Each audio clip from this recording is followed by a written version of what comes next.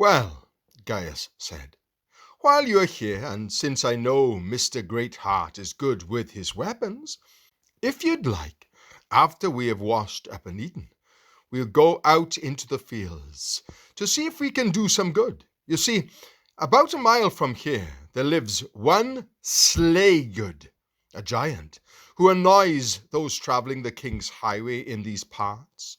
I have a pretty good idea where his haunt is. He is the master over a number of thieves, and it would be a benefit if we could clear these parts of him." So they all consented and headed out. Mr. Greatheart with his sword, helmet, and shield, and the rest with spears and staves. When they came to the place where he was, they found him with Feeble-Mind in his hands, for his servants had captured the poor man along the way and brought him to their master. Now the giant was searching him and planned to pick his bones when he was done, for he was a flesh-eater. As soon as he saw Mr. Greatheart and his friends at the mouth of his cave with their weapons, he demanded to know what they wanted. Mr. Greatheart shouted, "We want you, for we have come to avenge the fights of the many pilgrims whom you have slain after you dragged them from the king's highway. Therefore, come out of the cave to face us." So he armed himself and came out, and they immediately went to battle and fought for more than an hour, and finally stopped to catch their breath. While they paused, the giant asked, "Why are you here on my land?" "To avenge the blood of pilgrims, as I told you before," Greatheart said again. So with that, they went to battle again, and the giant pushed Mr. Greatheart back, causing him to lose ground. But he gained it back again. With great confidence, he let fly with such bravery at the giant's head and sides that he made the weapon fall from his hand. So he struck the giant and killed him, and cut off his head and brought it back with him to the inn. He also brought along Feeble-Mind, the pilgrim. When they arrived back at the inn, they showed his head to the family, and then took it outside and set it up as a warning to any who might attempt to do the same in the future. They asked Mr. Feeble-Mind how he fell into the giant's hands. The poor man said, "I am a sickly man, as you see. Since death usually knocks at my door at least once a day, I thought I would never be well at home. So I took up a pilgrim's life. I have traveled here from the town of Uncertain, where I and my father were born. I am a man of no bodily strength at all, nor of mind. But I thought, if all I can do is crawl, I'll spend my life in the pilgrim's way. When I arrived at the gate, at the head of the way, the lord of that place freely showed me hospitality. He made no objection against my weakly appearance or my feeble mind. Instead, he gave me everything I needed for my journey, and told me to hope to the end. When I came to the house of the interpreter, I received such kindness, and because the hill difficulty was judged too hard for me, I was carried up it by one of his servants. Indeed, pilgrims give me much relief, though none were willing to go so mildly as I am forced to do. Yet, as we crossed paths, they encouraged me to be of good cheer, and said that it was the will of their Lord that comfort should be given to the feeble-minded.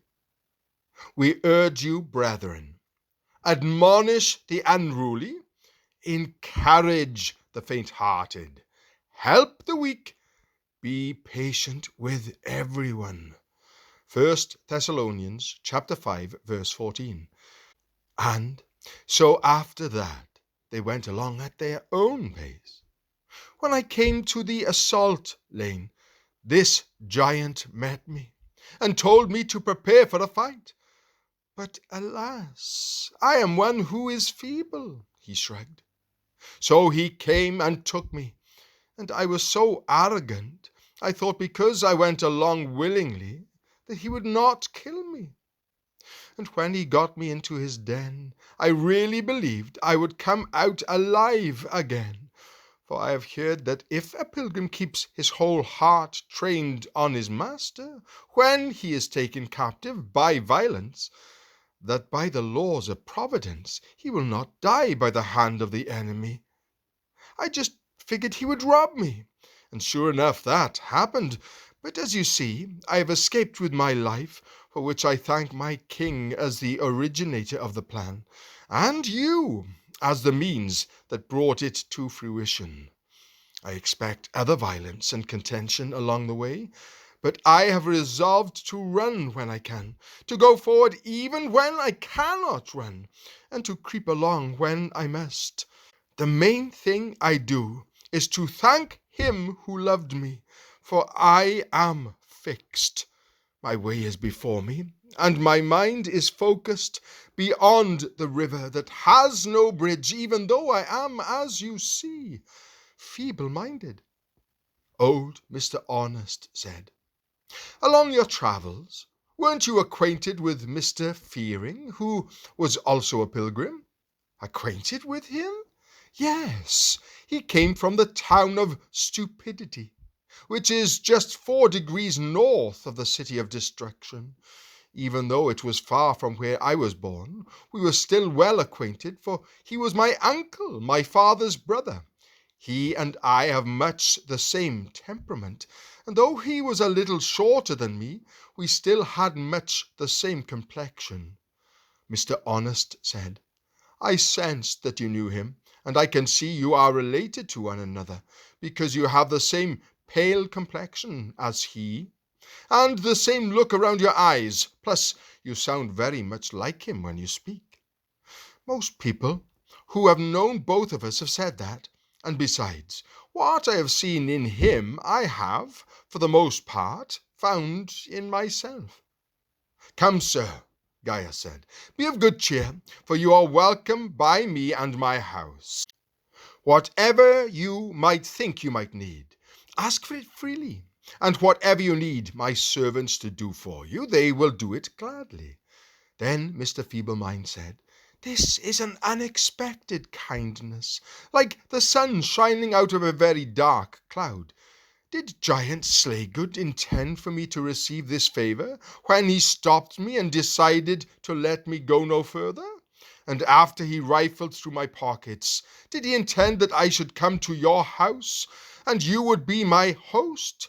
Yet that is what has happened. Now, just as Mr. Feeble-Mind and Gaius were engaged in this conversation, a man ran up to the house and called at the door.